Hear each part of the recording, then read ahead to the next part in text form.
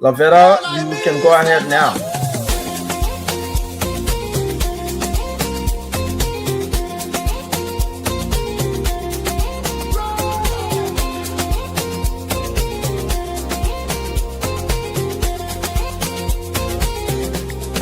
Take me back to Liberia, where the drums still play my song. Take me back to my homeland. It's the place where I belong. LIB Future TV, giving voice to progressive Liberians, speaking about politics, entertainment, and local news.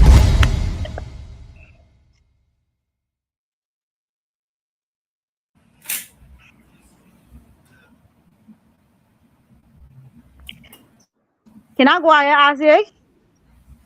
Yes, you can. All right, let me say good evening to our listeners in Radio Land and those who are watching via our Facebook page, LIB Future TV. Welcome to today's trending news update with me, Lovector Davis. ANC unveils a vision for a 21st century Liberia, prioritizing infrastructure, healthcare, education, and national inclusion. The Alternative National Congress has outlined a broad development vision aimed at transforming Liberia into what it describes as a 21st century Liberia, with emphasis on economic growth, infrastructure development, healthcare, education, and greater citizen participation in national affairs. On its development agenda, the NC sees Liberia's economic growth and diversification, as well as the attraction of foreign investment, will require consistent access to low-cost power, clean and safe drinking water, roads, and internet connectivity. The party considered these services paramount to Liberia's economic development and the provision of basic services to citizens. The NC also says it will aggressively pursue private sector participation in infrastructure development as one of the ways to deliver on these commitments and create an environment conducive to investment and economic expansion. ANC pledged healthcare reform, adding that healthcare in Liberia should be treated as a right rather than a privilege, with low-cost healthcare made central to its agenda. The party says priority will be given to preventive and primary health care while seeking to take advantage of medical advancements and technologies from around the world. The ANC further pledges to work towards ensuring that all Liberian children have access to immunization, particularly children whose families cannot afford them. Bondo's $8 million United States dollars bond faces court challenges as third hearing set for August 13. The legal battle involving former Deputy Minister, former Chief of Protocol, Nora Fina Bondo, is set to return to criminal court C on Thursday, August 13, 2026, as the court considers the government's challenge to the bond arrangements securing the defendant's release. According to a notice of assignment issued by the First Judicial Circuit Court, Criminal Code C, the matter is scheduled for 8:30 a.m. before assigned Circuit Judge Osman Feka. The upcoming hearing will focus on a motion filed by the government seeking to justify the surety provided for the defendant's release. The prosecution has also filed an exception challenging the validity and sufficiency of the bonds. Bondo and several co-defendants are facing multiple criminal allegations arising from investigation conducted through the Assets Recovery and Property Retrieval Task Force. chaired by Councillor Edwin Martin in collaboration with the Ministry of Justice. The charges outlined in court documents include money laundering, theft of property, misuse of public money, property or records, criminal conspiracy, forgery, and criminal becomes particularly critical when members of the Kwepi family travel to their farm, leaving residents who fail to collect water issues involving Senator Koga. Chief Zueba later reported to police that he feared for his safety after being invited to appear before a traditional council to answer questions about the remarks. He allegedly accused Chief Melvin Duo of ordering members of the poor society to harm him. However, the allegation remains unproven and Chief Duo has not been found guilty of any wrongdoing in connection with the claim. Following Monday's investigation, police charged Chief Zueba and briefly detained him before releasing him after intervention from Senator Koga. President Bouaka suspends Biako indefinitely, orders expanded ethics investigation. President Joseph Bouaka has indefinitely suspended former Liberia Drug Enforcement Agency officer in charge Biako from the Liberia National Police, citing alleged ethical transgression and ordering an expanded investigation into his conduct. The presidential decision follows a review of a report submitted by the Ministry of Justice concerning allegations surrounding Biako. According to the report, investigators found no evidence linking Biako to illegal narcotic trafficking. However, the review reportedly identified serious ethical concerns that the administration believes require further scrutiny. President Bouaka has subsequently directed the ethics investigation be expanded to determine whether additional administrative measures or other appropriate actions should be taken against the former LDA official. And President Bouaka nominates retired Major General Zianka to head Liberia Drug Enforcement Agency. President Joseph Bouaka has nominated retired Major General Daniel D. Zianga to serve as Director General of the Liberia Drug Enforcement Agency, subject to confirmation by the Liberian Senate. The nomination represents a significant move by the Bouaka administration to strengthen the country's fight against illicit drugs and transitional organized crime. That was a little new update from Liberia. My name is Lovecta Davis. So we appreciate you for reading our news this evening. Hope to have you tomorrow evening, reading our news again. So thank you so very kindly, Lovecta Davis. All right, I say thank you so much for having me. So fellow Liberians, that's it. We are back again this, evening to have a conversation or conversations that are very primal and very much significant when it comes to the progress of our country, what we, intend to, ensure that is being done across the country be done. So we must be able to add our own voice to the many voices that have been able to at least, speak to some of those national happenings across our country. So again, my name is Isaac S. George, and I like to say thank you to you all for joining us this evening on the platform. There are several other major happenings across our country for which I like to, I have as a matter of conversation here this evening on our platform. And I also like to, solicit or elicit your own candid opinions pertinent to the matters that will be discussed here this evening. Again, I'm Isaac S. George, your humble host on the a National Discourse on Kia 95.9 FM. And I'm particularly glad, to be seated in this studio this evening so that we can have a conversation, a fascinating one, in fact, that borders on the progress of our country, that bespeaks to, national civility, where individuals from all walks of life can join national conversation to have their say, and as well as to participate in these national discussions. So again, we like to say welcome. We like to say thank you for being there with us.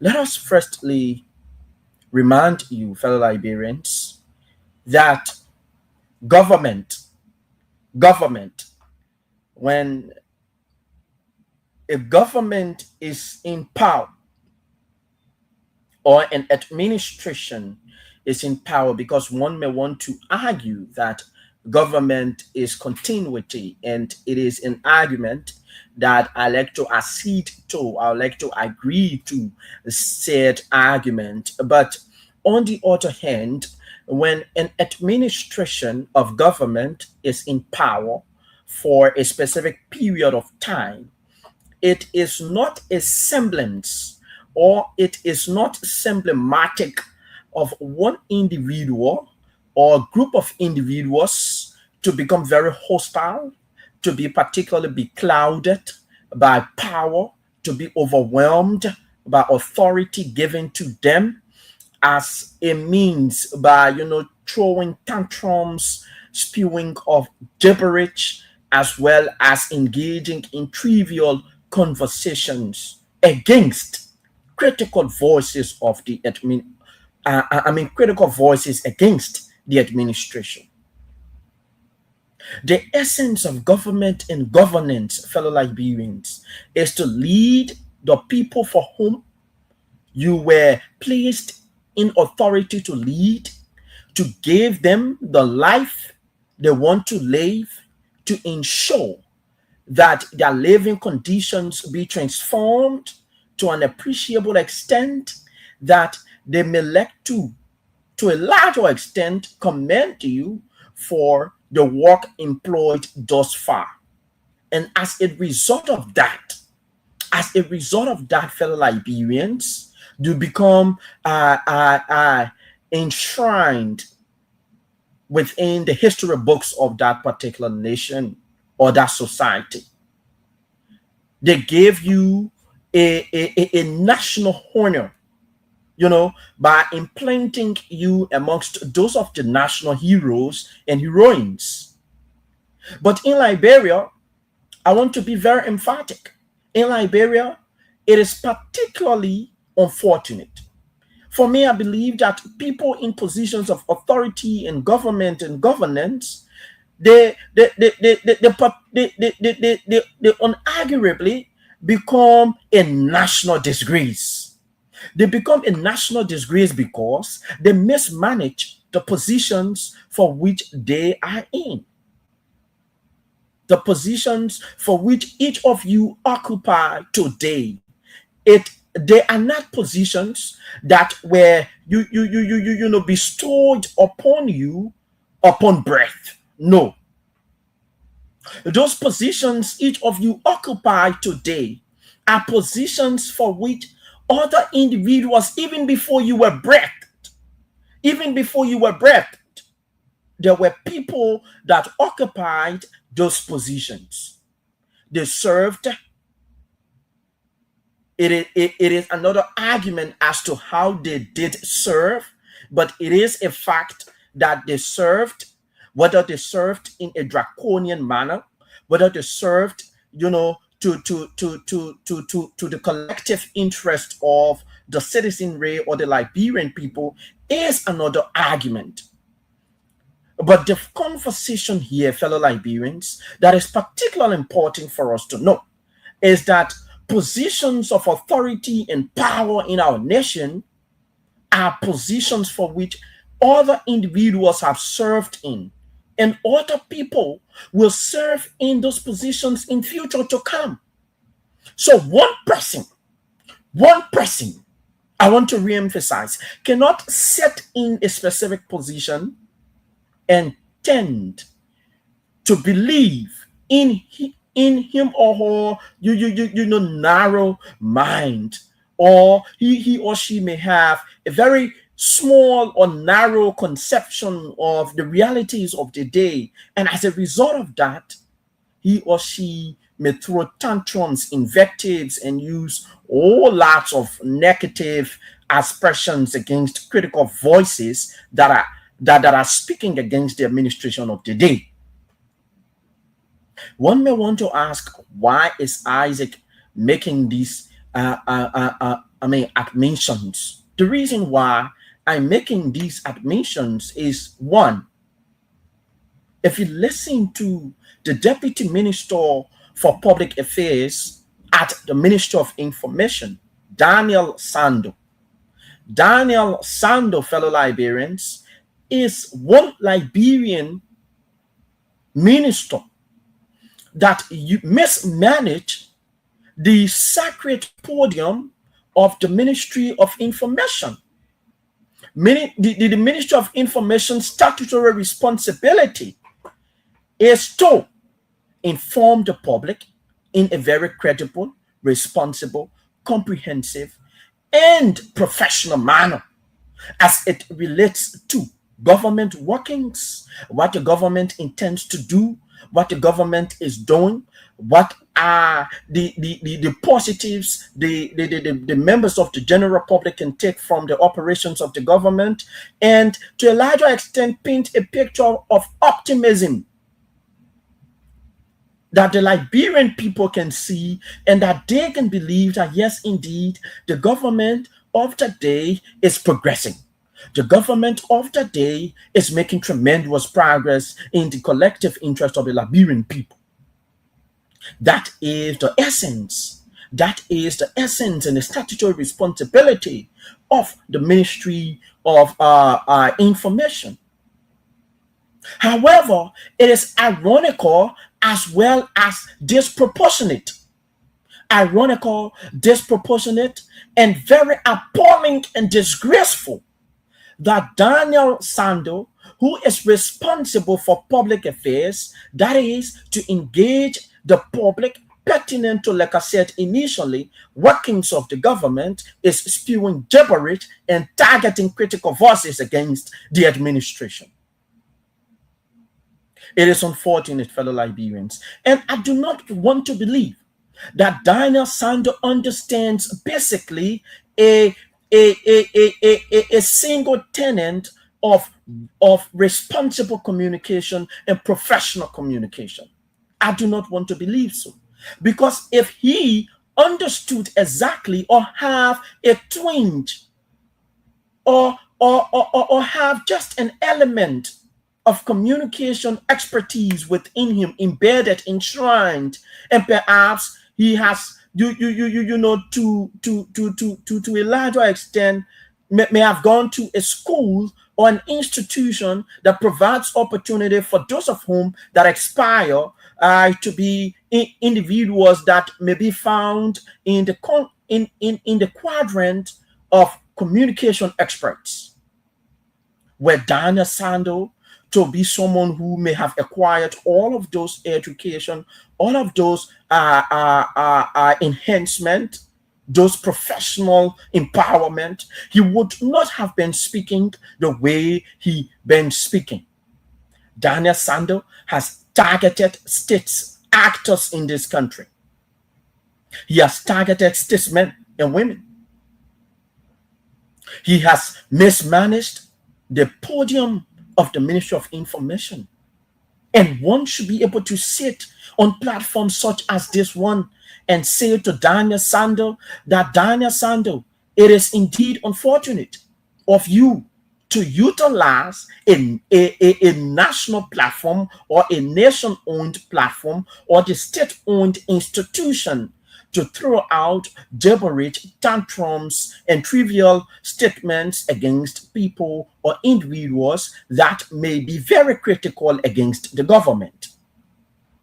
If you listen to what Daniel Sando said against Honorable Amara Kone, If you listened to what Daniel Sanders stated very emphatically in an aggressive manner, he was extremely abrasive of the statements made by Honorable Kone to a larger extent, and he went beyond. He went beyond his professional obligation, his constitutional obligation also, by targeting Honorable Kone's religion. You do not operate in such a form and manner as a deputy minister for public affairs. Why are you engaging a state actor or someone who is critical against the government to a larger extent in that fashion? You went on to say, Daniel Sando, that the 2017 general elections, for the Liberians, Daniel Sando said that the CDC, alongside Honorable Amarakone, rigged the 2017 general elections. It means Daniel Sando was particularly out of touch of the realities back then. Or perhaps he is making these statements or spewing out all of these negative assertions against actors of the state, specifically Honorable or Amarakone, in that manner because Amarakone is critical. Or, the Liberian people did not overwhelmingly voted former President George Manawia in 2017. That is what Daniel Sando is attempting to make us to understand. That is the point for which he is proffering. That is his argument. It means that you have a misconception of all of the political happenings across the day, across the nation, pardon. You may have. Recently, in the just ended 2023 presidential elections, fellow Liberians, Daniel Sando, alongside Honorable Amarakone, was few or one of two of those individuals, and some of those individuals that were with the rescue mission, projecting the rescue agenda to the Liberian people. And the Liberian people, in their numbers, overwhelmingly bought that particular agenda and brought Honorable Boka to the presidency of our country. So should we also argue, like you have done, Daniel Sando? Should we also argue that the recent election in 2023, because Honorable Amarakone was a major player, he played a very pivotal role? Should we also argue that the election was rigged? We want to accede your argument for the sake of for the sake of the argument, right? We want to accede and concede that in 2017 the election was rigged. So in 2023, you had Amarakone on your side. You had Amarakone playing a major role. In fact, the entire nation listened, followed, and believed all of the numbers that were being put out by Amarakone. The nation believed that. And Amarakone employed all of those modalities, the methodologies that each and every one of you collectively employed, even though there were people that played major roles in ensuring that former Vice President, now President Boka, come to the presidency.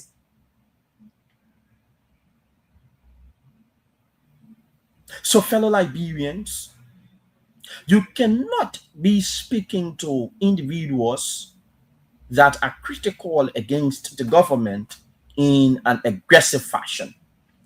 You cannot be aggressively outbursting. It's almost like you do not want to live in a democracy, because a democracy presents an environment or gives the opportunity where people can have disagreement with the government of the day.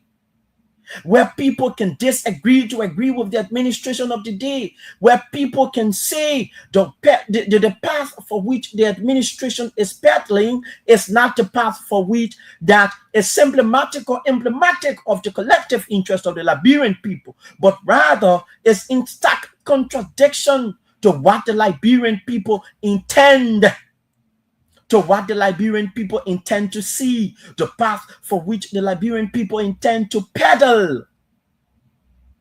Fellow Liberians, that is how Daniel Sando, as the minister or deputy minister for public affairs at the Ministry of Information, is peddling. That is the path for which he is driving on. And we just want to send this cautionary message to Daniel Sando, a clarion call, that the capacity for which Daniel Sando you serve in today is a capacity for which other individuals served in. And those individuals played their role the way it was being played. Today, some of them do not have the face, they do not have the incentive, they do not even have the moral obligation or the moral potency to come to the public, right? To come to the public to argue against certain national happenings because of the way they acted in those capacities, one of which is the capacity for which you serve in now. So it is my caution to you. It is my caution to you that the position for which you are serving in, you are going to leave. You are going to leave. You are not going to remain in that capacity until thou kingdom come. Or as the Muslim may say, until Allah calls everyone. No. There will be people who will come after you. And you will not want them. In fact, you will disagree with them vehemently if they respond the way in which you usually respond to dissenting opinions. If they respond in the fashion for which you usually respond to dissenting opinions, you would not let the idea, you will not embrace it. Not. You will not.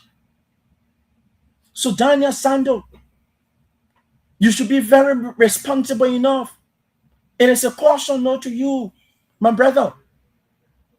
It is a caution note to you that the agency, that particular ministry of government is meant to provide information to the public. It is not to throw tantrums. It is not to throw tantrums. It is not to attack individuals. It is not. It's not to attack individuals.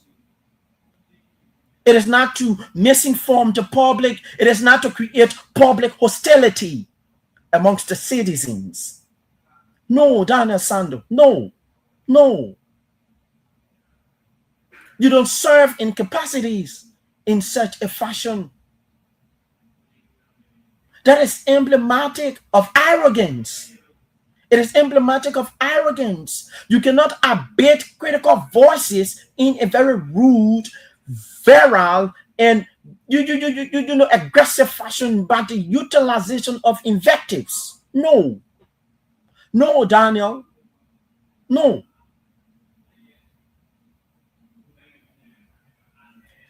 The last time you misinformed the public. You misinformed the public when it comes to the 19 million. Not the 19, but the 10 million mansion that is being constructed in the president's hometown, Foya district, Daniel Sando.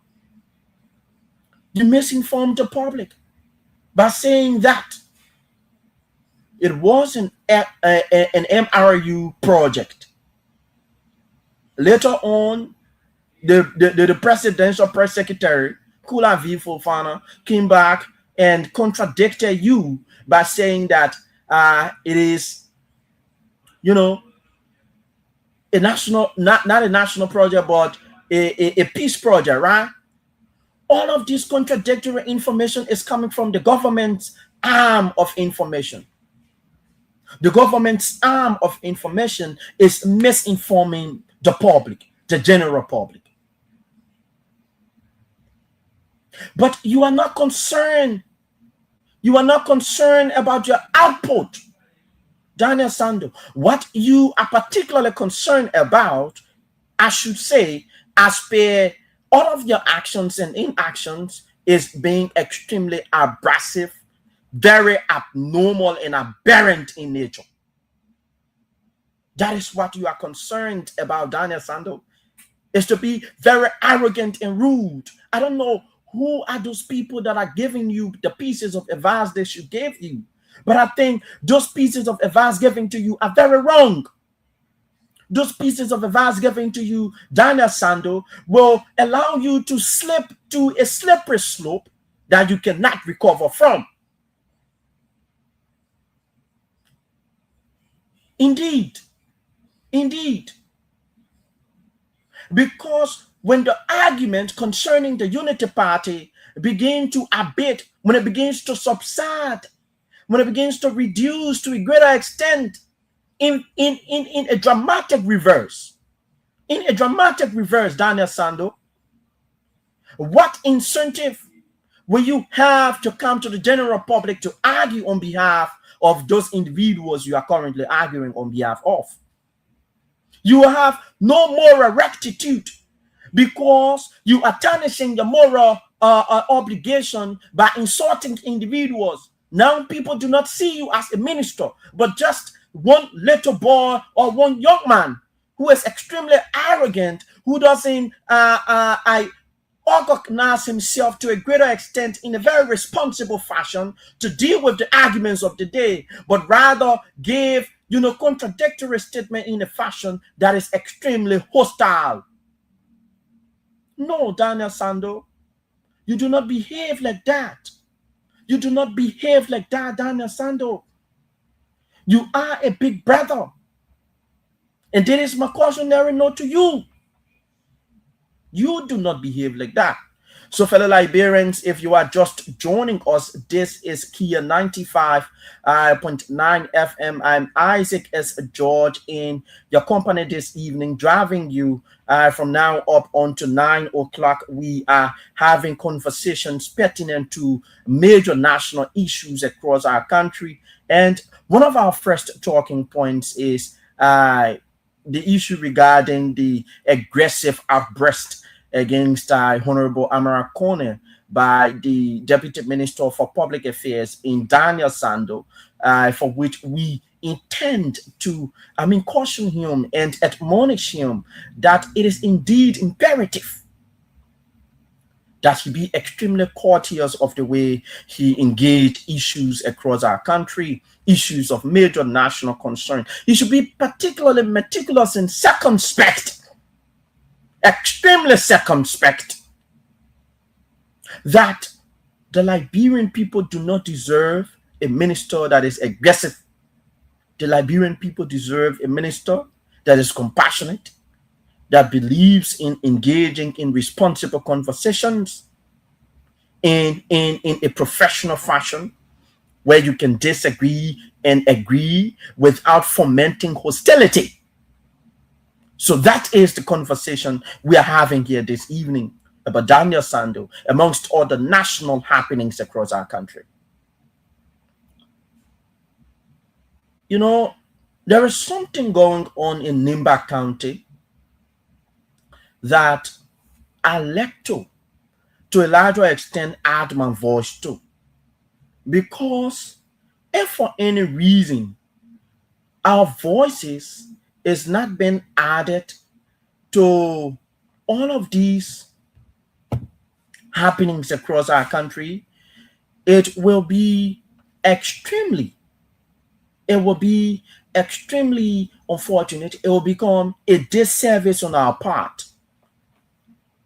It will be a disservice on our part as individuals that have the opportunity to sit on media platforms and I speak to these issues. We cannot be as selective in our advocacy. I'm sensing some high level of division within Nimba County. There is a Koga faction. There is a Kun faction. Yes. There are two factions now in Nimba County. You have the Koga faction, you have the Jeremiah Kun faction. And those factions have been able to instill division amongst the young people, the citizens, and even the older folks of Nimba County. I'm not saying that Nimba County unarguably have been divided.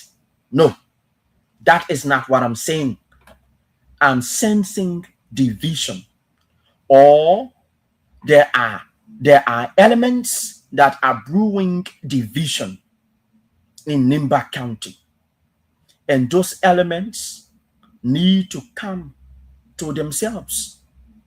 They need to regain consciousness that Nimba County, as one of the political subdivisions of Liberia, needs no one, no group of individual, no section of its population to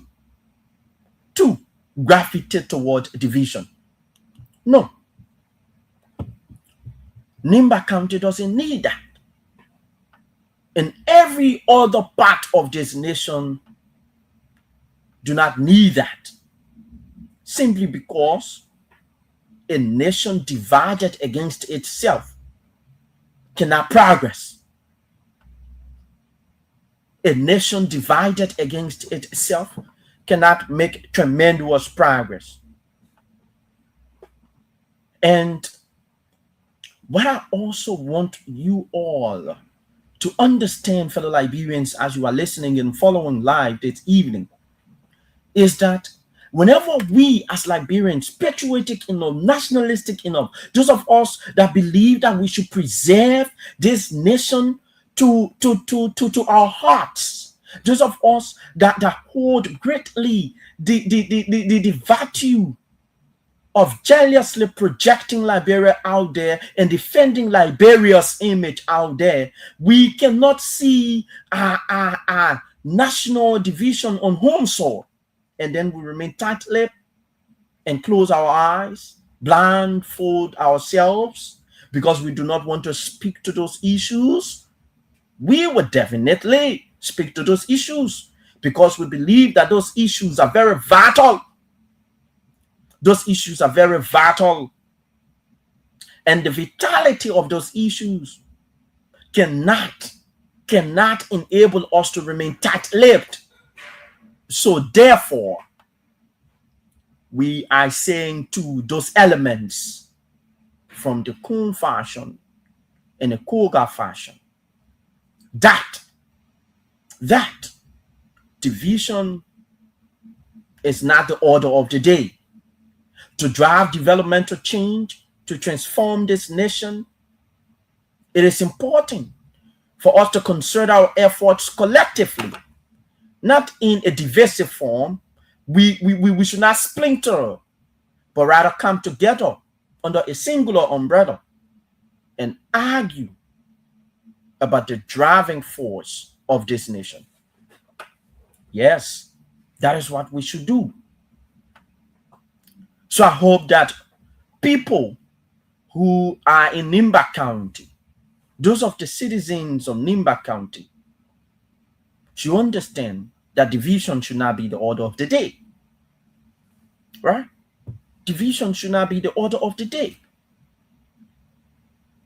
So, fellow Liberians, if you are just following, this is Kia 95.9 FM. I'm Isaac S. George, and I like to say thank you, for joining us this evening on our conversation, National Discourse. We are glad to having all of you here this evening that are following live as well. And those of you that are following via radio, we want to say Thank you for joining us. We are again on this Tuesday, having critical, major, national conversations.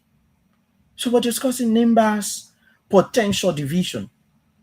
I know there will be people that have political ambition, and those political ambition may some way or the other, create some form of division. But I want you all to understand that when it comes to national progress, you put aside your political garment or your political cap and think about the progress collectively of the county, the country, the district. Yes, you think about the collective progress. How beneficial will it be for the people residing in that particular locale? That should be the agenda. That should be the thinking. That should be the thought process of those individuals.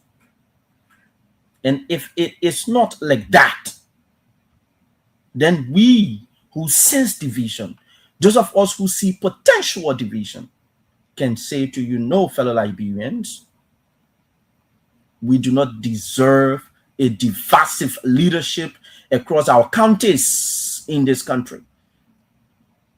We need individuals, we need people who believe that to drive change, they must come under a singular umbrella.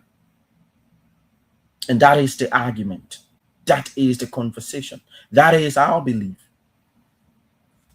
That is our belief. So the growing concerns of division in Nimba County is alarming, which is why we are speaking to that. We believe that we should be holistic enough in engaging national conversations such as these. And to members that are defending Vice President Kong, and to those of you that are defending Senator Koga, we just urge both of them to have a place of common ground to stand on and look at the collective interest of the Nimba County people. That is our own call. We do not need divisive leadership in Nimba, neither across our country. So another matter for us to talk about here tonight, this evening, fellow Liberians, is, I've always stated this, and I've been one person on the social media who has said, to a larger extent, I do not believe that this administration is really tackling drugs. And I stand by that statement. I stand by it. I do not believe that this administration is tackling drugs. One may want to ask, Isaac, why are you making such a declaration? Why are you making such a statement that you do not believe this administration is tackling drugs? The reason why I do not believe the complex nature of the investigation. There are two ongoing investigations. Do not forget the 19.1 million drug saga from the airport, as well as the over 300 million worth of drugs that was being found in Margibi County, Lower Margibi, right? VOA, the VOA community. Yes, I do not believe.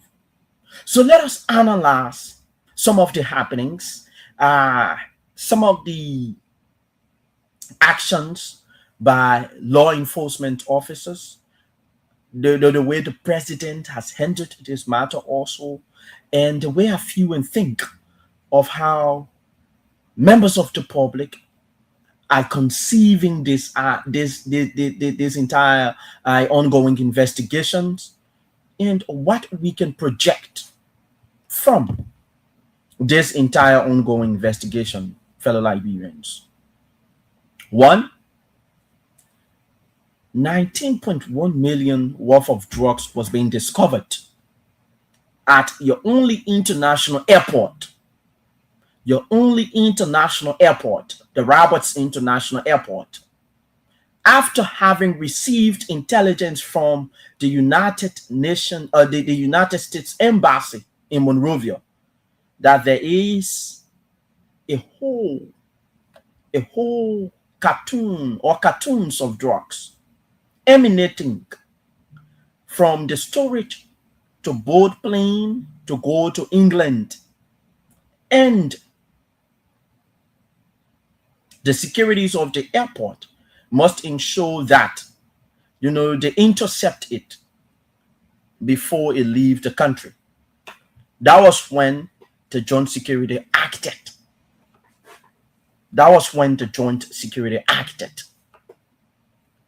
Before that, those 5 individuals that have been charged in absentia initially in the 19.1 million drug saga. Listen to my argument.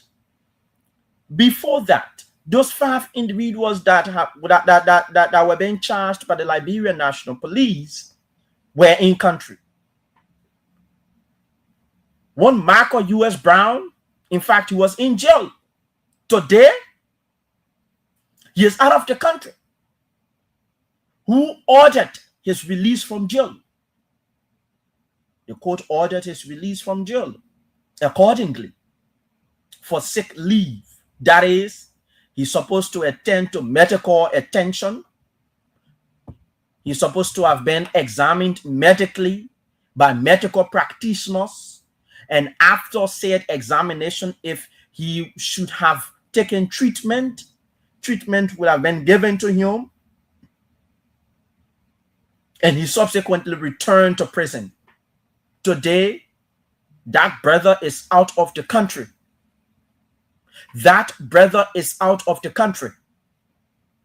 No one knows his whereabouts. No one knows exactly his current location. He has left. The other 4 were in country when the Joint Security discovered the 19.1 million worth of drugs at our airport. Those 5 individuals were here. Immediately, they left.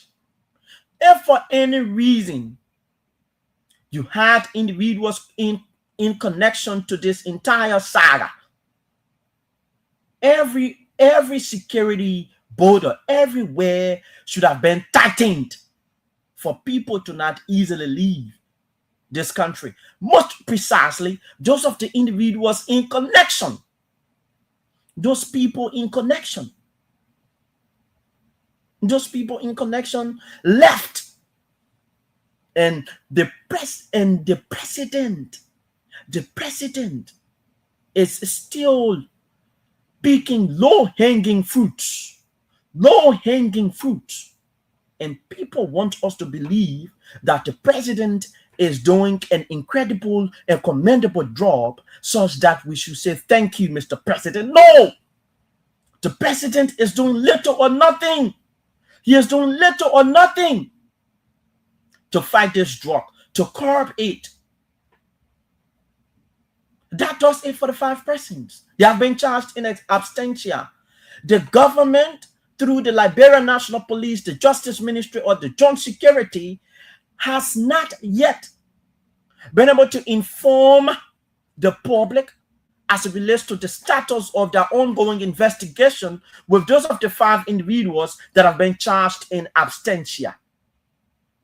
One of those 5 individuals sat on the Spoon Network, and he made several other statements. Go and fact check me. He said he's not coming back to Liberia.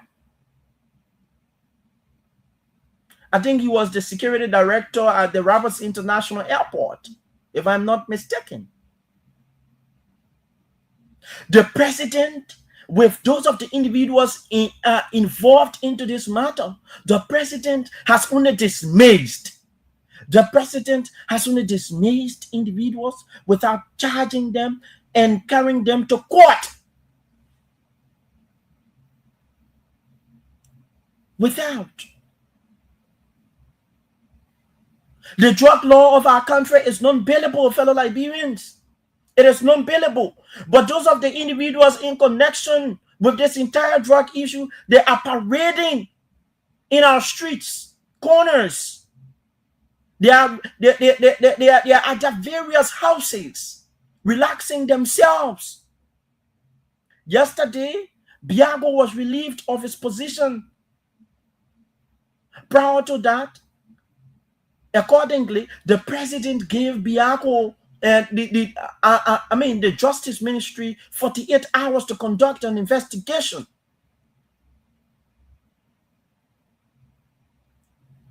The 106 of the DEA, even though they say he has been in connection with this drug, every now and then the man is posting on the social media. How will you be in connection with drugs? You know about this historical revelation of drugs in our country, and the government cannot do nothing to you. You cannot be cherry picking. Mr. President, you cannot be cherry picking with the investigation, with the execution of the duty and authority as the president of the state. You cannot. Biako has been dismissed. The Minister of Justice, previous investigation, they said they did not see anything connecting Biago to anything about drugs across our country. And in fact, Biago doesn't deserve to be labeled as someone who aided and abetted the illegal or importation of drugs in our country. But the president relieved him of his position for ethical breach. Which ethical breach? It is either Biago is in connection or Biago is not in connection. Which ethical breach the president relieved him of? That he has now been forwarded to the Ministry of Justice again for another investigation. No, Mr. President. Yesterday you held a national security meeting. You appointed Major General Zianga, a retired Major General Zianga. Kudos to him. But changing individuals from one position to another, bringing in new people, does not solve the problem. The LDEA need a fundamental overhaul. The Liberia Drugs Enforcement Agency needs a fundamental overhaul. And let us be very honest with ourselves. We have changed people. In fact, DEA is one institution that many individuals have been relieved of their position. People have been appointed as acting, as proper.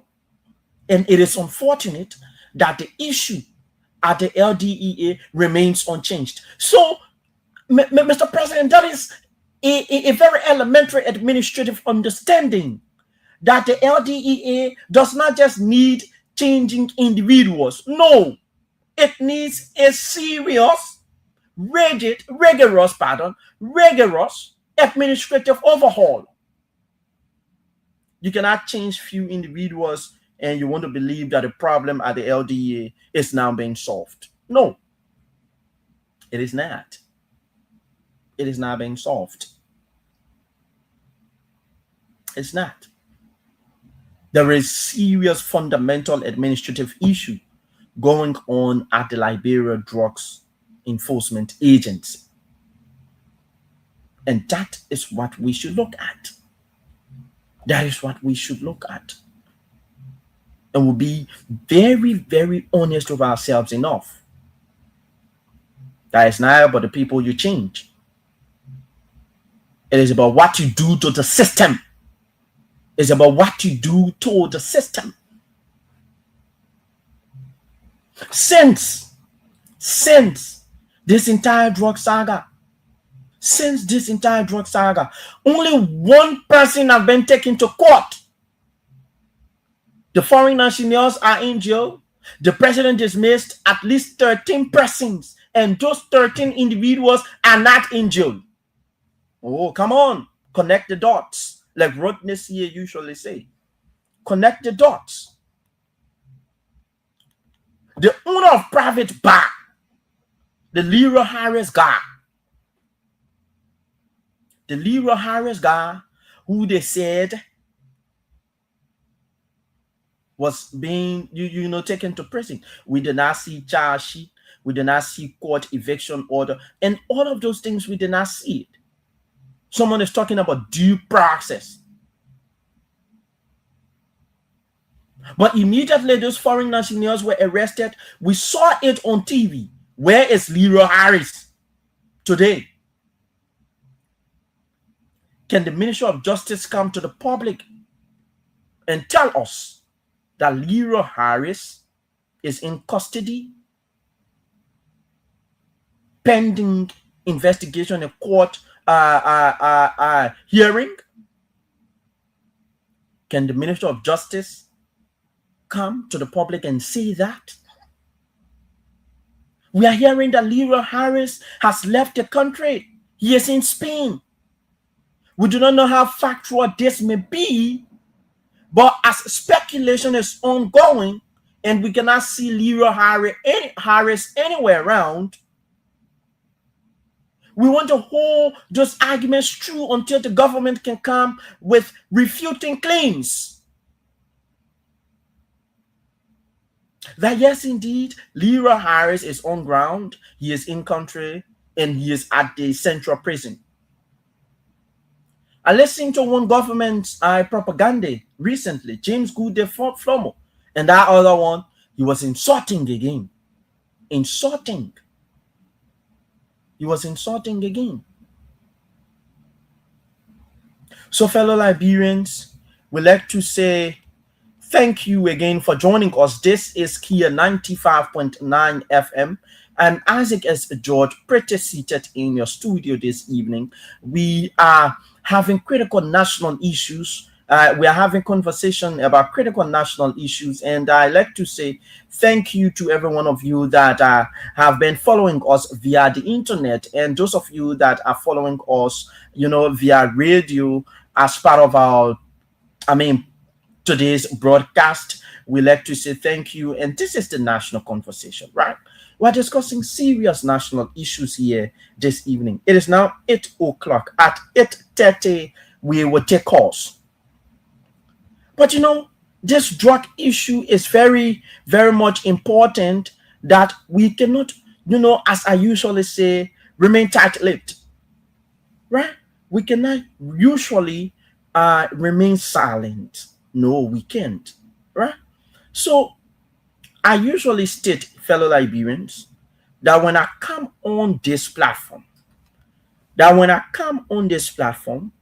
will speak to issues of national concerns. You can give your views, you can project your ideas. But one thing I usually say and state is the fact that the government of the day has instilled more harm on the Liberian people than good. The government has instilled more harm on the Liberian people than good. And we should be honest with ourselves when it comes to these conversations. As I usually say again, as 2029 approaches, 2029 will make the Unity Party 18 years in power. 18 years in power serving the Liberian people. 18 years of leadership and authority in this country. Yet, we are still faced with all of the issues that we should not be faced with at this point in time. Unemployment, victimization of young people with their involvement into the drug saga. Women and girls have little or no access to opportunities. On the average, they remain very, very much disconnected from opportunities. Our public institutions are lying in ruins under this administration. The issues are yet to be looked at. The government has not been able to ensure that they provide FDI, foreign direct investment. The economy is strangulating the citizens. The citizens are being strangulated by the economy. The economy has the grip of its hands around the necks of the citizens. We have been disconnected to a larger extent as a nation and people. Electricity is a major problem. Road connectivity is a major problem also. Agriculture in this country is also another major problem.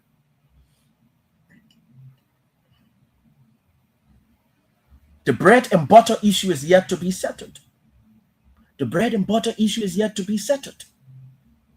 Fellow Liberians, and we should be able to speak to those issues. So, I usually tell you, Mr. Cummings,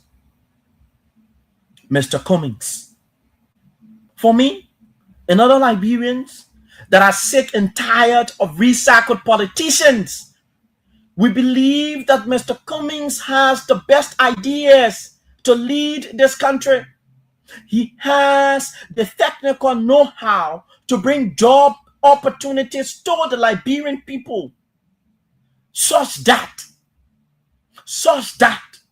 the Liberian people will be able to adulate him and give him a very thunderous exhortation when it comes to his leadership, were he to be president as we drive forward to 2029. We as Liberians, in our picking of leaders, in our selection of leaders, and in our election of leaders, we keep, receding in a very reversible fashion. That is to tell you that the fashion in the manner in which we elect individuals into public spaces of leadership and authority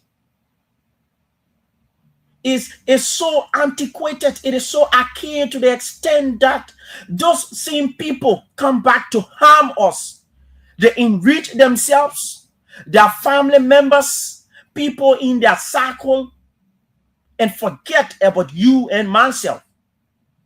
They continue to parade with service that are very substandard, when instead they are supposed, under constitutional responsibility, to provide a better living condition for you and myself.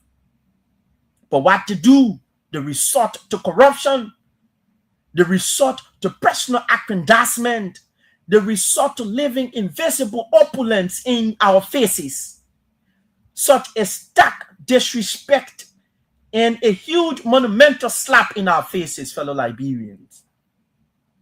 That is why we are projecting Mr. Cummings as the individual to lead this country as we all move forward to 2029.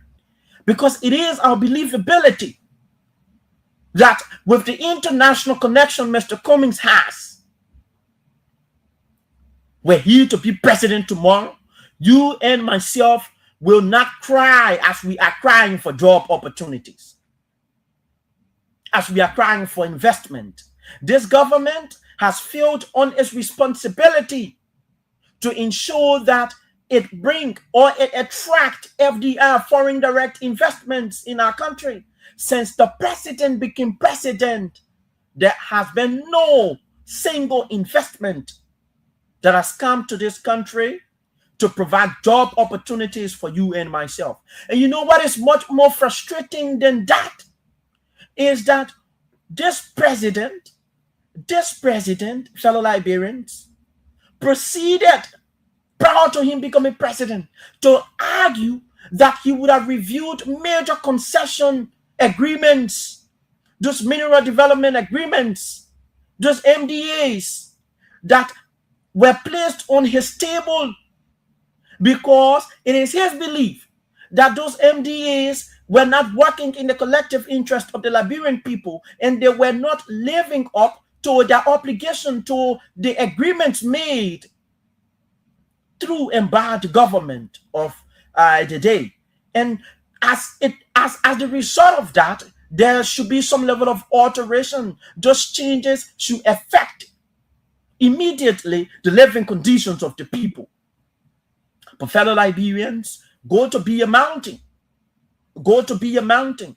Look at the environment. Look at the people, the individuals for whom the Cape Mountaineans, the local individuals, right, for whom that are residing or resident in that particular environment. Take a critical, careful look at their living condition. Carefully examine and analyze their living condition. Has the living conditions been improved? Can you appreciate them? I mean, the president and his administrators. Can you appreciate them? And that has been Mr. Cummings' argument, that Liberians do not deserve to suffer in Liberia with the vast majority of natural resources we do have, with the billions of dollars that leave this country on a yearly basis. Yet, as a nation and people, we continue to borrow and borrow and borrow and borrow. We borrow until the word borrow in the dictionary, fellow Liberian, is particularly sick and tired of us as a nation and people. It may sound very comical, but it is a fact. It is a reality. It is an unarguable happening that no one can contest, but rather elude and agree and accede to such a reality, fellow Liberians. So Mr. Cummings' argument has always been that the natural resources we do have in this country can transform this nation, and this country will be an enviable nation. That is, other nations across in the sub-region and even the continent at large, even to our neighboring countries, Guinea, Sierra Leone, and Ivory Coast, will be able to say, yes, Liberia as a nation has made tremendous progress under the presidency of Alexander Benedict Cummings. Because his argument has been very progressive. His argument has been contemporary, that is, in the context of the 21st century. He is telling you how national government can scale its environment to drive national agenda for the collective interest and good for the Liberian people. That is what we need to hear. And these are some of the arguments that are emanating from the mouth of Mr. Cummings. These are some of the arguments. And that is the conversation. That is the conversation, fellow Liberians. So we must come to ourselves. We cannot continue recycling individuals that have instilled harm on us. Those wounds have gone to an extent that they look particularly incurable. You cannot cure the wounds meted against us by the individuals we term as leaders and state actors in this country. The people we have instilled in positions of power and authority in this country have enriched themselves to our detriment. To our detriment. It is now time, it is high time, fellow Liberians, that we look at someone who has not contributed to the retrogressive nature of this country, to the backwardness of Liberia. And that person is Mr. Cummings. Let us say that. Let us be very clear. Let us be very clear and emphatic with ourselves that in terms of contribution to Liberia's backwardness, no, you cannot call Mr. Cummings' name. You cannot single him out. But all of the individuals we have elected and re-elected in positions of power and authority are people that continue to harm us. The last time I sat on this platform and I provided to you major initiatives undertaken by Mr. Alexander Benedict Cummings, and we could not have exhausted the list. We could not have exhausted the list simply because this meant effort to see change in the conditions of the Liberian people's life is extremely large, big, huge. Yes. He is interested. He is interested in seeing the people conditions changed. That is why he has given out loans. He has provided scholarships. He has gone to construct, clinics. He has given money to health sectors in this country. The health sector in this country, health facilities across the country can attest to his humanitarian gestures.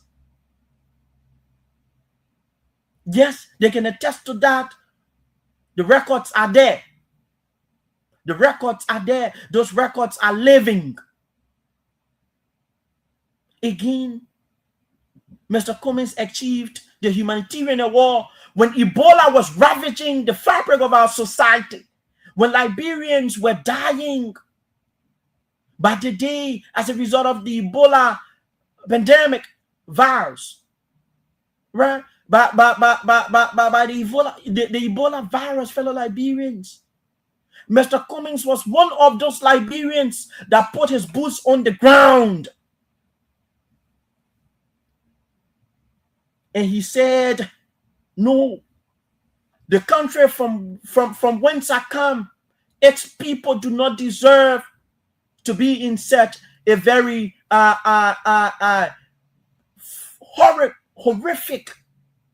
horrible, right? Very horrible state. And as a result of that, contacted his friends in the international community. They brought assorted medical materials to this country. That was what they did. That was what they did. He did not stop there. During the course of the COVID-19 in recent years, when President Weah was in power, the former president, Mr. Cummings contributed, giving over 106,000 USD to medical centers across the country and the government of the Republic of Liberia to curb and fight and combat the COVID-19 pandemic.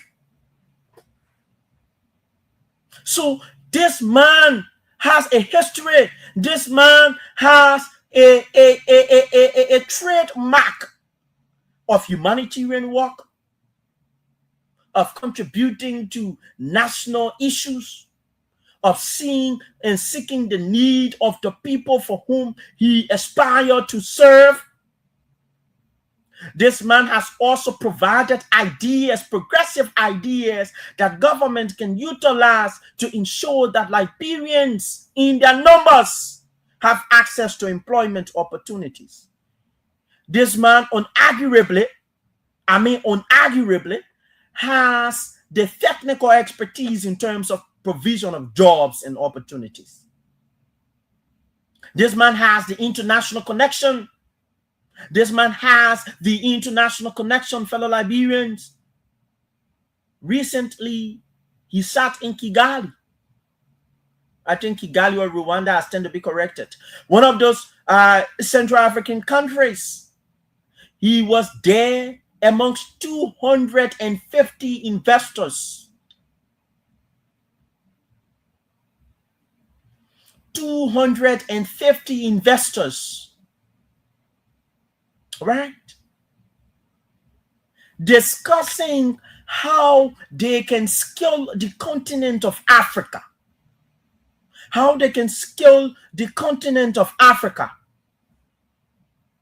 so that Africans can have access to job opportunities.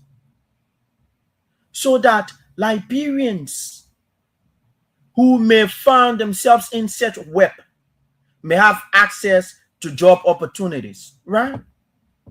That is, fellow Liberians, a man who believes, that is a man who believes that his people should not suffer because they do not deserve to suffer. You may want to argue of Mr. Cummings' governmental experience, but there is a great similarity. A great level of similarity between government, public service, and private service. Right? The position for which Mr. Cummings served is almost akin to a presidential position, because administratively, he worked with several countries. He dealt with distinct people from all walks of life. He did so many things. Yet and still, he performed excellently in a very complex environment. Very complex one. He performed excellently, such that when he was resigning, fellow Liberians, he was being asked, what can we do for you? By Coca-Cola, he was being asked, what can we do for you? So Mr. Cummings now has the Cummings Africa Foundation. He now has the Cummings Africa Foundation. The Cummings Africa Foundation, fellow Liberians, provide scholarship opportunities for aspiring Liberians that want to go to school. Whether you a seditian, whether you a member of the Unity Party, whether you are a member of the Liberty Party, whether you are a member of the Citizens Movement for Change, irrespective of the political institution, the religious background from which you come, the tribal background from which you come, whatever background you have, that is not one of the prerequisites to attaining such a scholarship. That is not one of the prerequisites. That is not it, in fact. All you need is to be a Liberian, and you will have an access to the scholarship opportunity to go to school through the Cummings Africa Foundation. He is not just doing that in Liberia. He is doing that across the continent because he believes with a Pan-Africanist conception, the Africans, to change their minds, to transform their environment, they must go to school. They must go to school. And that is what Mr. Cummings is doing. That is what Mr. Cummings is doing. So, fellow Liberians, we're not going to get tired talking about this Mr. Cummings. We are not. Because we believe that he embodies the best qualities, the great qualities, such that were he to become president tomorrow, were he to serve as president tomorrow, fellow Liberians, great and mighty things will happen. Great and mighty things will take place. Yes. Yes. People may say that we are over exaggerating. We may not understand exactly what is in the mind of Mr. Cummings when he goes to the presidency. He is going to act the way the other people have been acting, so we cannot choose Mr. Cummings. No, that should not be the argument. That should not be the argument, fellow Liberians. As I speak to you, Mr. Cummings has performed.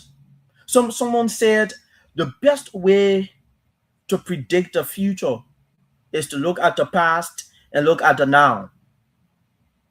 What did Mr. Cummings do in the past? Those capacities he served in, how did he perform? Because you're looking at his track record now, right? How did he perform? What what are some of those actionable decisions he took? Go read the history of him, those places he worked. How did he perform? What is he doing now?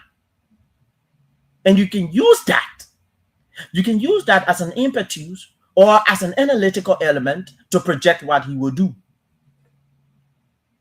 But there are other people, fellow Liberians, that have been accused of corruption in this country. We ignore that reality and give them positions of power and authority. There have also been other individuals that have said so many of things against the Liberian people, right? But today, they are serving in positions of power and authority. So you should have a conception that this man who has a very clean character, very blameless character, you cannot blame him about anything. His garment is white, very white, right? So it is now time. Let us use this time now to say to ourselves, no, we cannot continue this way.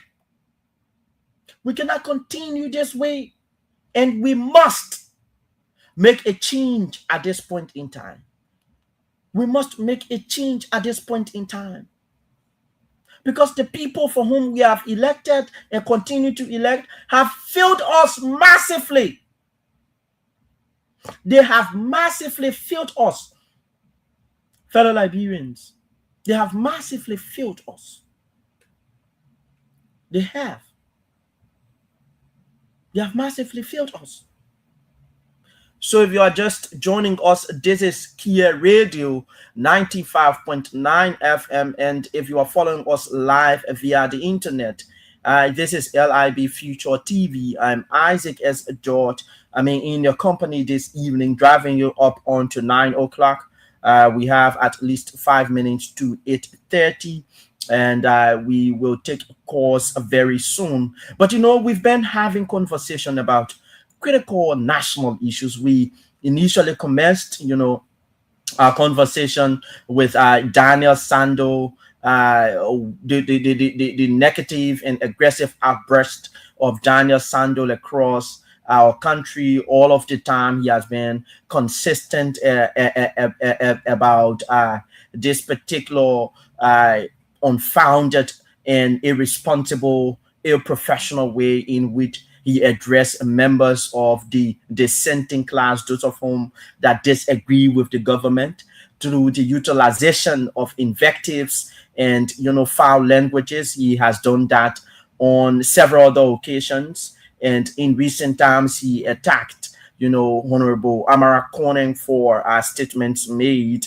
And we've been discussing the drug issues, those happenings across our country about this particular drug issue. We believe that the steps taken by the president is not yet worth commending until, the testimonies by the police inspector general and the former LDEA boss, whereby they both stated concomitantly, I should say, that higher ups in government, the judiciary, executive, and legislative branches of government, those individuals in higher positions are involved, and they are exerting,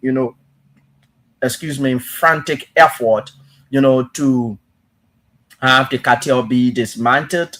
And all of those happenings, and the president in our view has just been targeting low-hanging fruits, and we believe that the president should go beyond. The president should make those statement actions beyond, right? We have 13 individuals that were being found culpable of criminal facilitation with this entire drug issue, but they are parading They have now been taken for investigation. But while we have certain group of individuals in jail, another group of individuals are not in jail, I think it is a contradiction in the entire ongoing investigation. And the president, the drone security, they should look at that. We cannot commend them yet. And we've been able to tell you about how the government is, performing very dismally in terms of the provision of jobs opportunities for you and myself, as well as looking at the economy as to what the economy, I mean, the condition of the economy, what state the economy is in currently, when young Liberians do not have job opportunities, when young Liberians are yet, to see massive progress from the government, exactly in terms of the arrest agenda when it comes to agriculture, I mean, roads, rule of law. Even the rule of law is not being specifically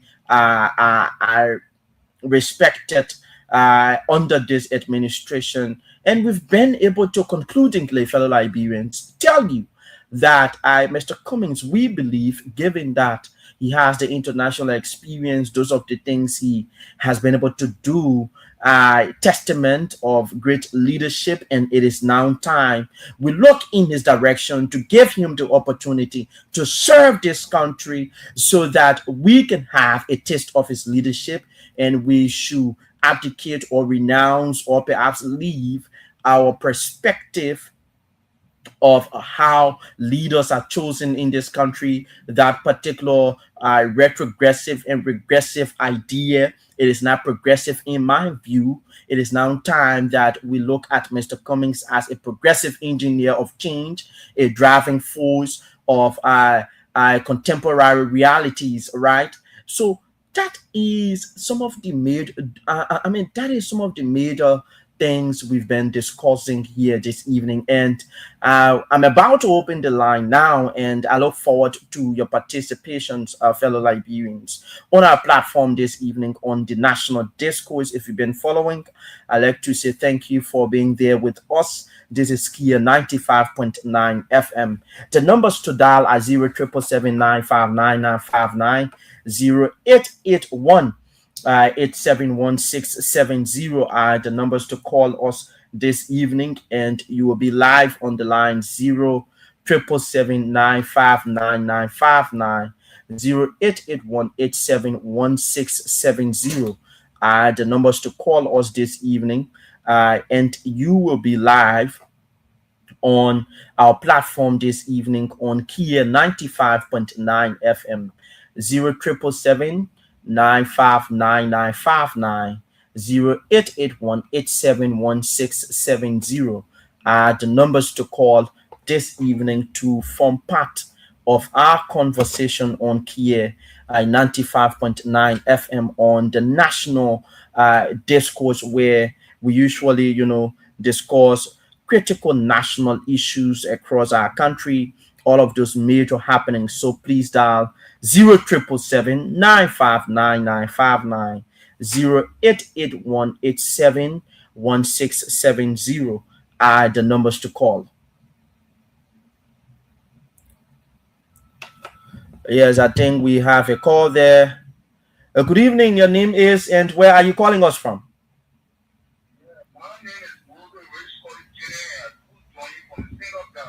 Yes, Mozigo, thank you for joining us, my brother. Please go ahead.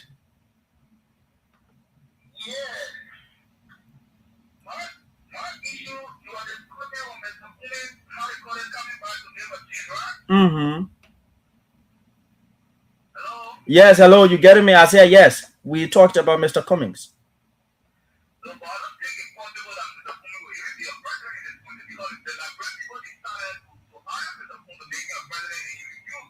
How? Okay.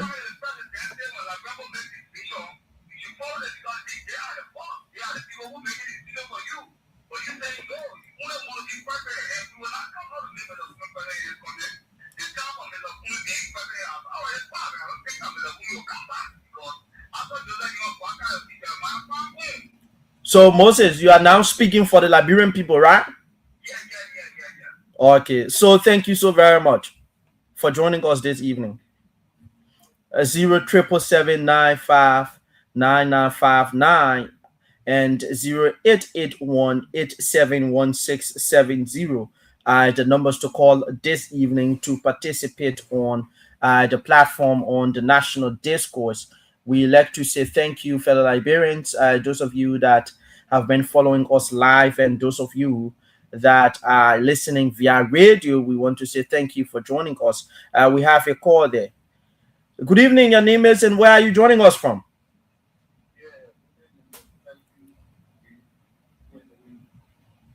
Come again? Okay, Mr. Peterson Dixon, please go ahead.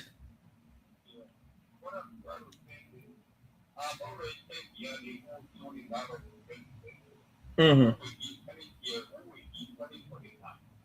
Mm-hmm. Okay.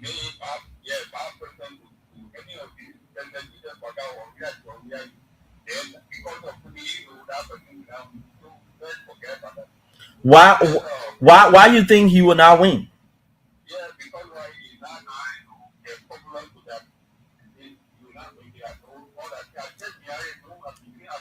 So should we elect people on the basis of popularity or competence?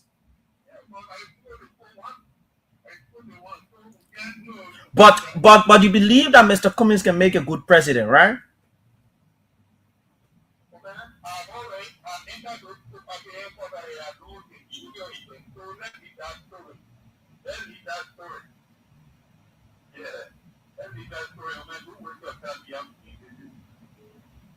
All right, go ahead. You wanted to speak to another issue.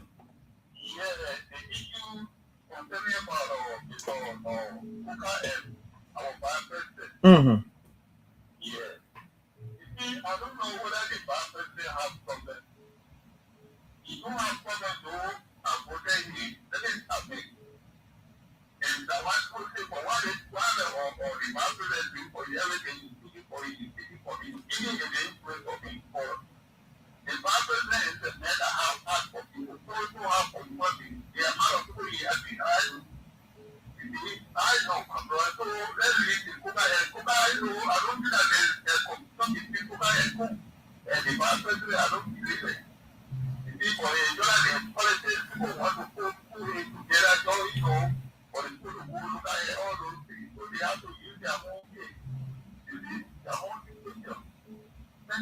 Okay, thank you so very much. Let us take this next call.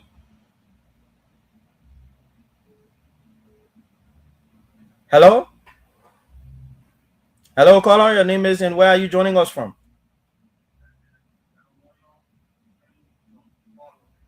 Okay, Otello, please go ahead.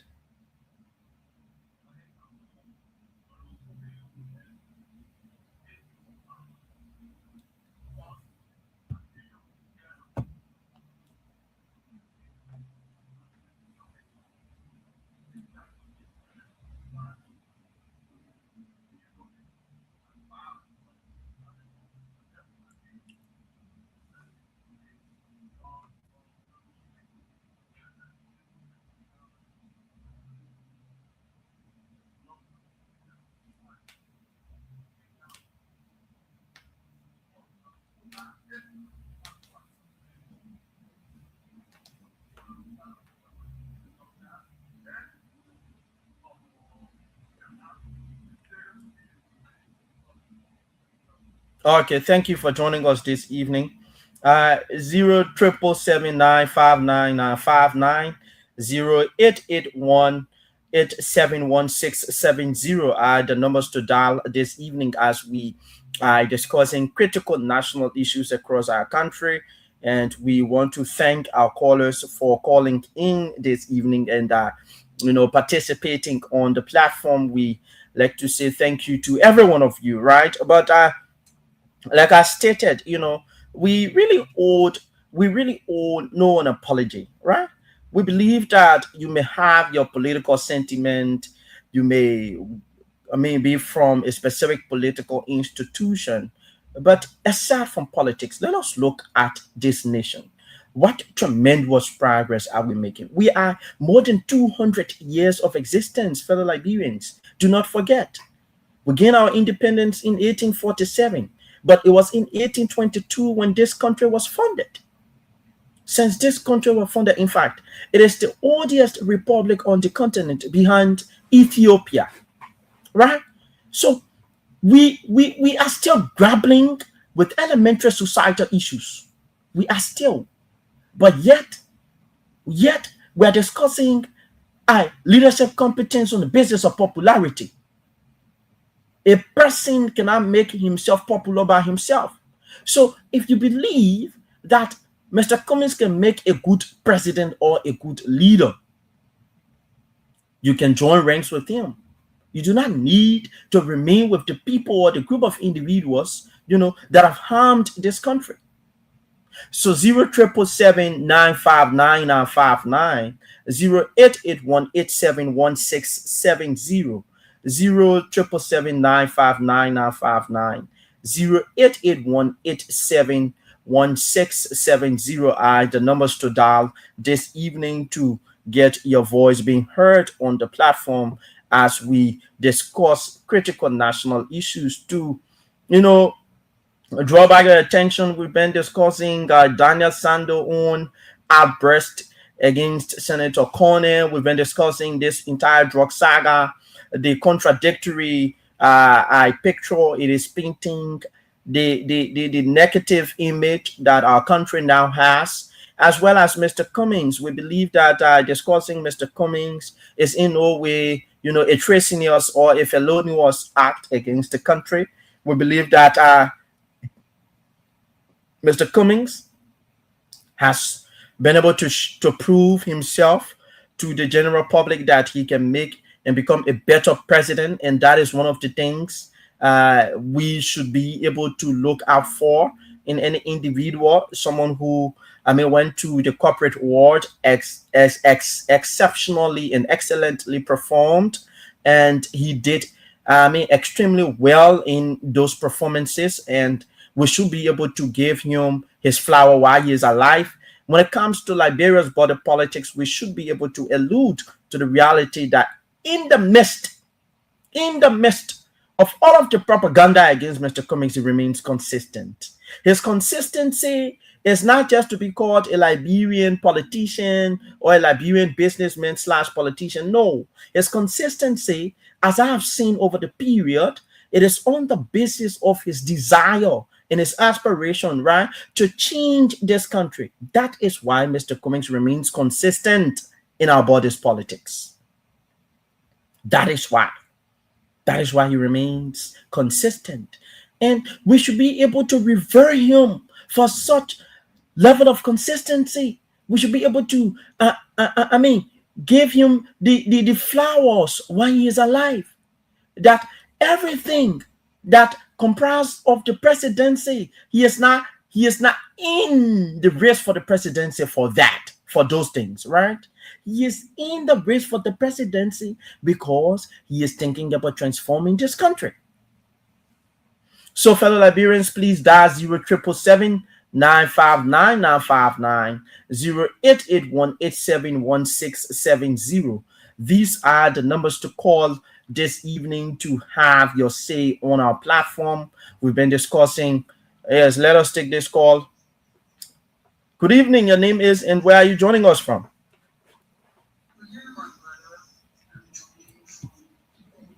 Okay, ma'am. Please go ahead. What's your name? Okay, Mrs. Smith. Please go ahead.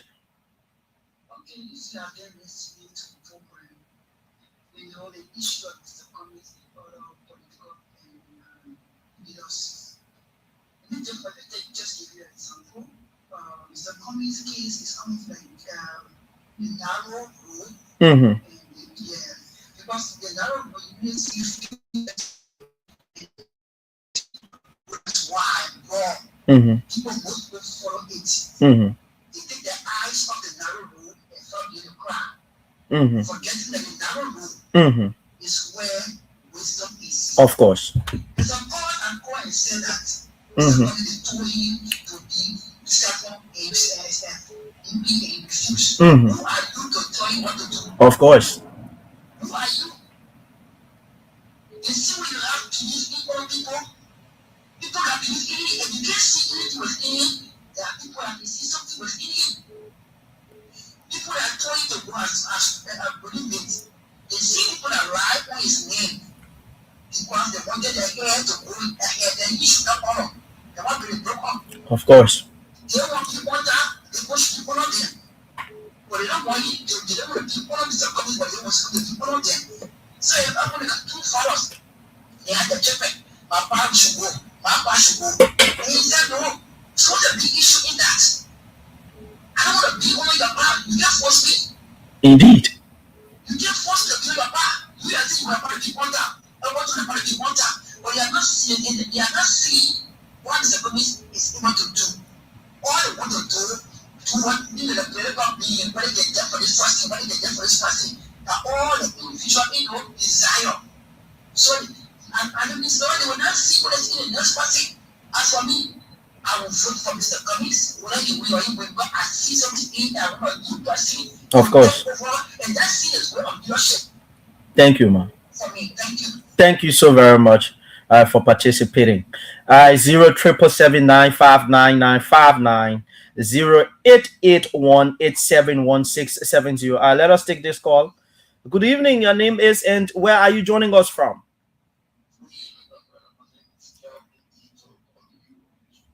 Yes. Okay, Mr. Doe, please go ahead.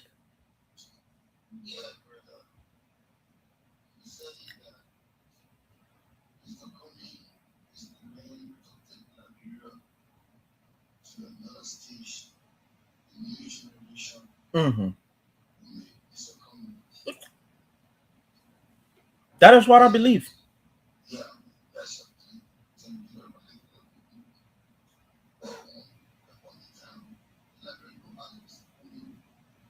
Who the Liberian people that asked Mr. Cummings? I really won't know. Who the Liberian people that asked Mr. Cummings?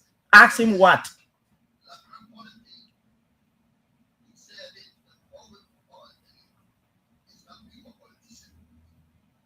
Okay. Mm-hmm.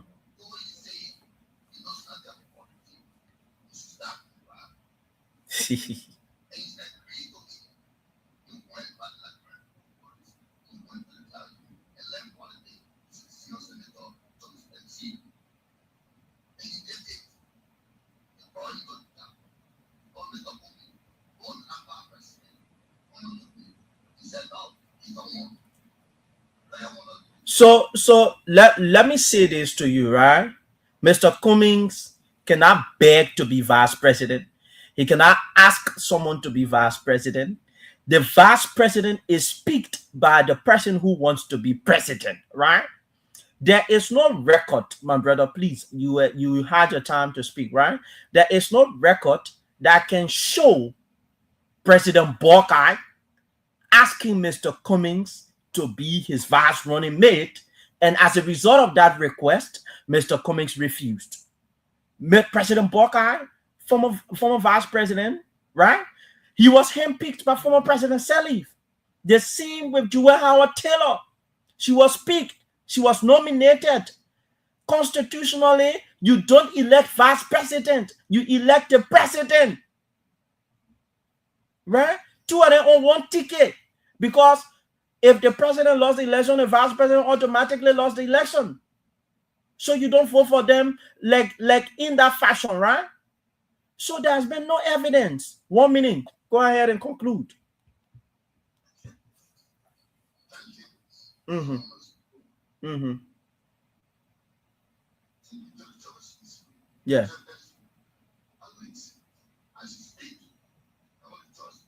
Mm-hmm. Yeah, he needs to calm down. Huh?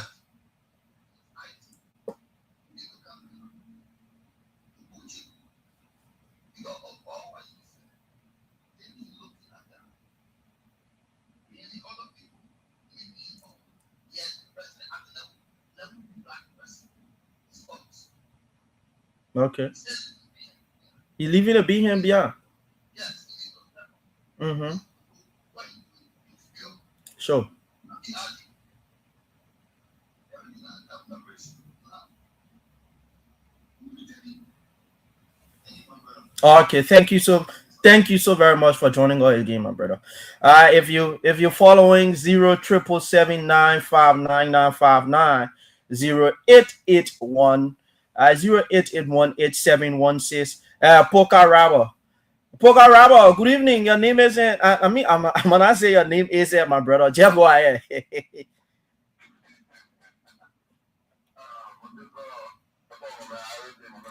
Yeah, my man, we're around. I'm doing well. How are you? Of course, always. Mm-hmm. Mm-hmm. Mm-hmm. As always, my brother.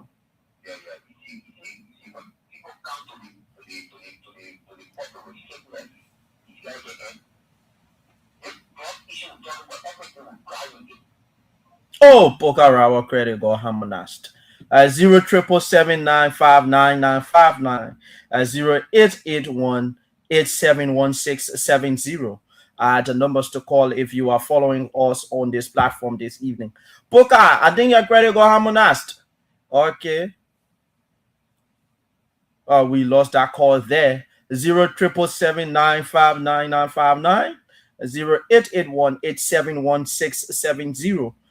the numbers to call us this evening to be live on the platform as we are discussing those critical national issues and we are discussing okay, let us take this call from WhatsApp. Good evening, your name is and where are you joining us from?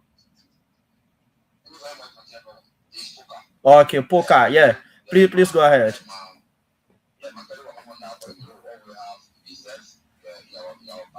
I reserve beer America, my man.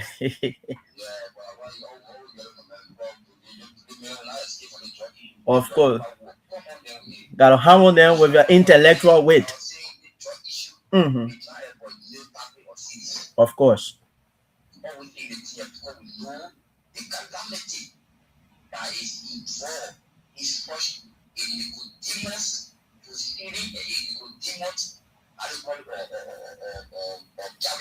Mm-hmm. Mm-hmm.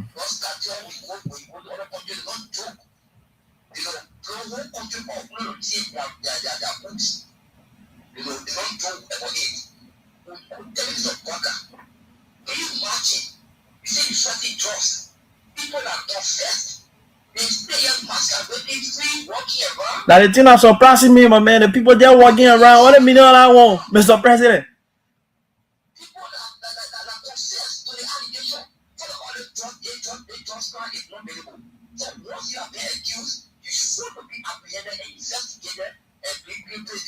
Mm-hmm. Mm-hmm.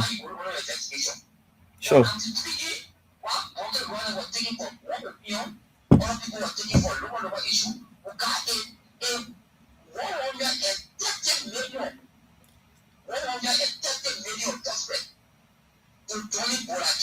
Mm-hmm.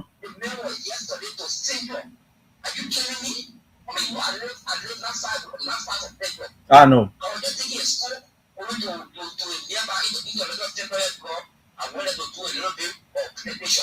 Okay. Mm-hmm.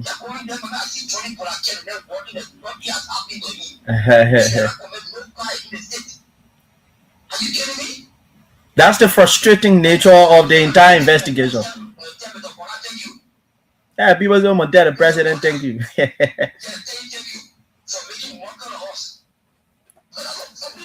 Indeed.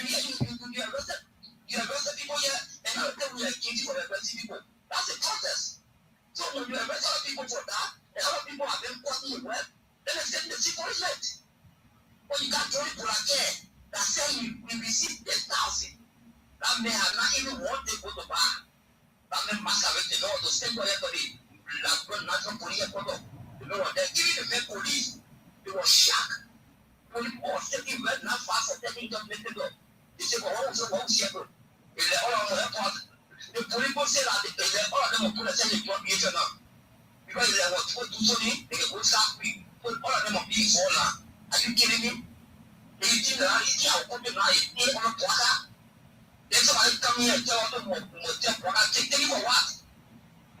To bring more jobs into our country, every corner of our generation.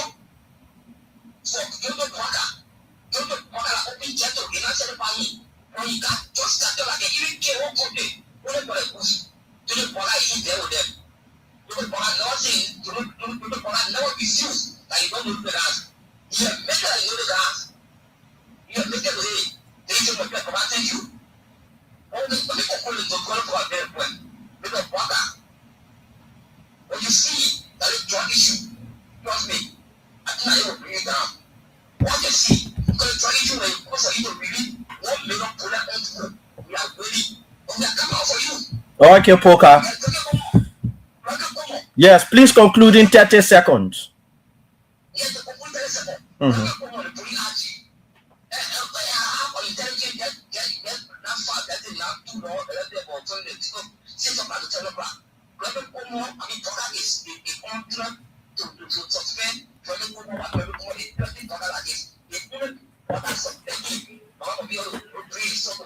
Okay, Poker, thank you.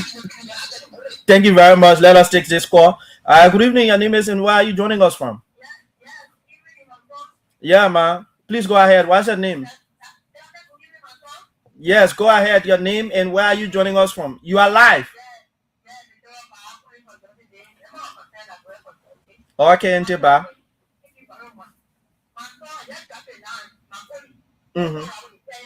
Okay.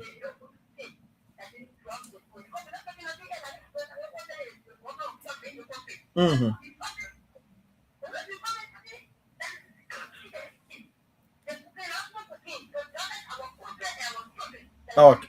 Okay.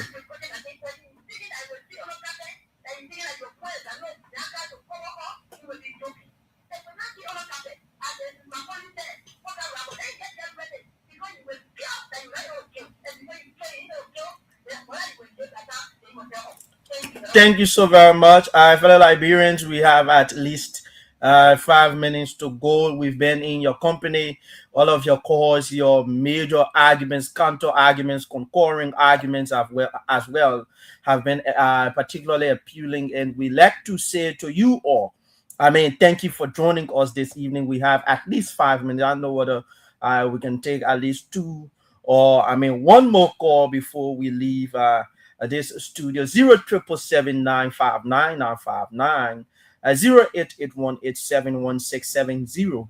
The numbers to call us this evening, to participate. If for any reason we are yet to take calls or we are not taking any more calls, we like to call it a day, and we like to thank every one of you that participated, that listened to us via radio, and those of you that follow live. We like to say thank you for joining us. I'm Isaac S. George on the National Discourse, and we were having conversations surrounding other major national issues pertinent to the invective, or I think we have called there. Good evening, your name is and where are you joining us from? I'm coming from the New York. What's your name, please? I'm Mr. Kurman, please go ahead. 1 minute. The argument that we Mm-hmm. why are we talking about this drug? Because in the country, so the way people are operating in the government, for our IRC, sometimes we see when something happening to immigrate people, sometimes we can look at it in interest. When in the interest, that's kind of where we can get like raw it to pull the what is taking in the country. Okay. So about the answer, what the last one just gave, Okay. Okay. So why the person is asking, you tell or somebody to expect from somebody. And then, get to do the wallet, you will be calling at that point. Of course. Yes, indeed. The government in the country are working on the right point. Yeah, for the sake of transparency. Yes. So the way this one happens, because I think I just because I'm money business. When you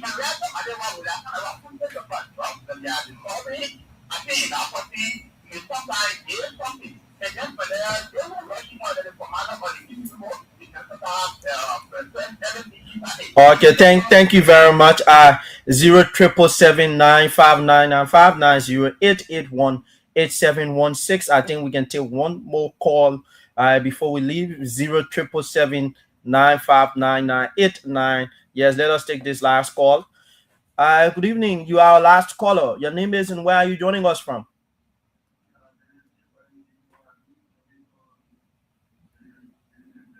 Yes, my brother AB, thank you for joining us. Please go ahead. Mm-hmm.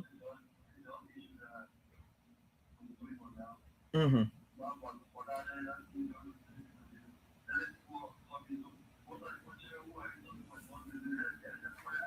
Oh, my man. What gonna do that is I'm a bullet for what reason?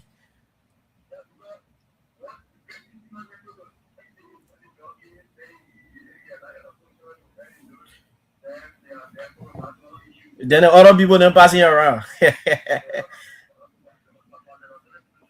Yeah, President Zero, man. My man, hey, thank you for joining us. Fellow Liberians, that's all the time we have here this evening on the National Discourse.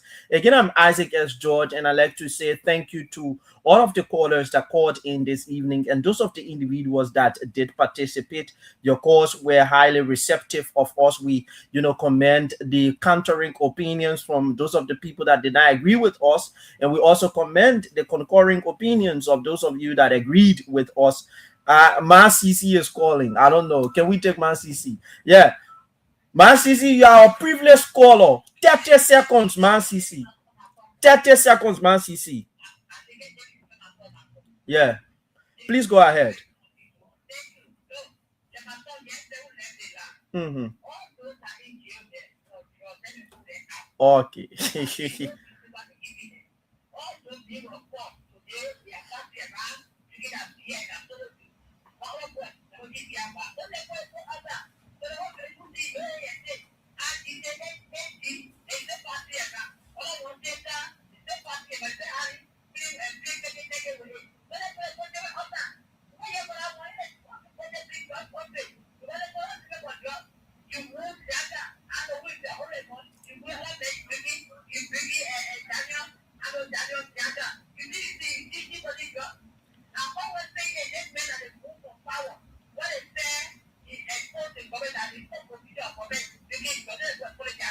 Yes, of course. They should apologize to the former DA boss.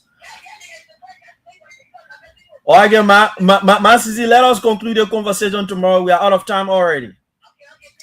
All right. All right, thank you, Man CC. So that does it for us here today on this platform. And we like to say thank you to every one of you. Tomorrow, join us same time, same station. My name is Isaac S. George. Bye-bye. LIB, stand up.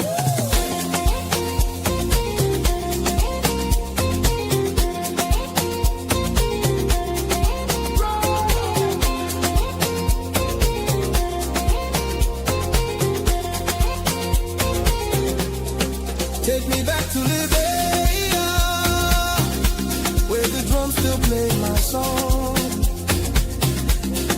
Take me back to my homeland. It's the place where I belong. LIB Future TV, giving voice to progressive Liberians, speaking about politics, entertainment, and local news.